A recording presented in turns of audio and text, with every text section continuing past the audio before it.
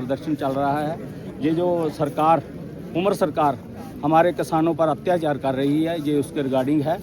और हमारे यहाँ निकोल से लेकर काकर कोठे तक जो जितनी भी पंचायतें हैं वहाँ के सरपंच, पंच, लंबड़दार और आम किसान हैं जो बॉर्डर का, वो आया हुआ है कि क्योंकि जो उमर सरकार है उसका ये हुक्म है, इसको कहते हैं कि जैसे राजा महाराजाओं की सरकारें होती थी तो लोगों पे मतलब हुक्म चलाते थे, वैसे ही वो हमारे पे कर रही है कि किसानों की जो पंप सेट के लगाए हुए हैं उनको जो बिजली सप्लाई होती है उनके ट्रांसफार्मर को कनेक्शन काटे जा रहे हैं। तो लोगों का जो ये बॉर्डर के लोग हैं इनका जो खेत मतलब रोजी रोटी का सबसे जो मेन इनका वो सोर्स है, साधन है, वो है खेतीबाड़ी।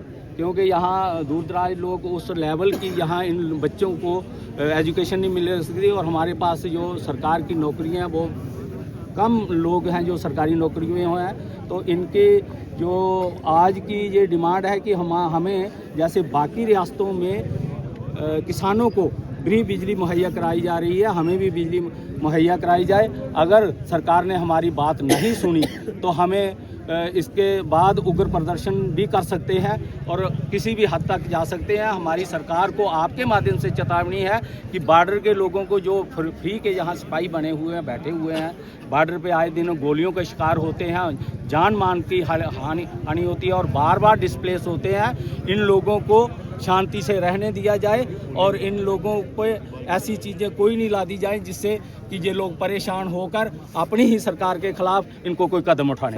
जय हिंद।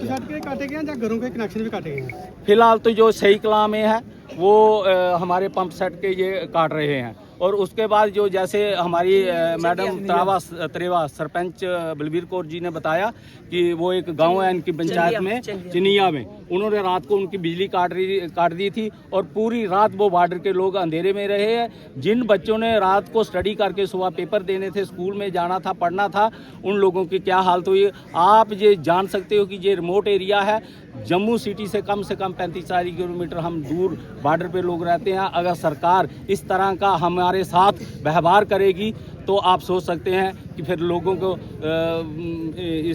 लोगों को संभालना मुश्किल हो जाएगा, लोग कुछ किसी भी हद तक जा सकते हैं। बिजली विभाग लगातार लोगों से अपील कर रहा है कि किराया जमा कराओ, क्या परेशानी आ रही है किराया जमा करवाने में? हाँ, जो बिजली किराया ये हमारे लोग ये मना नहीं कर रहे कि हम बिजली का किराया नहीं देंगे।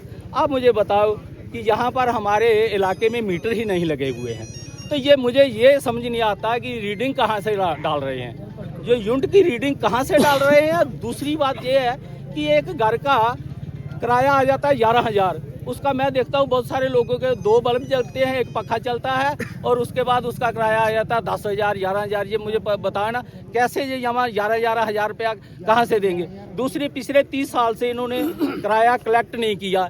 ये लोगों के साथ अपने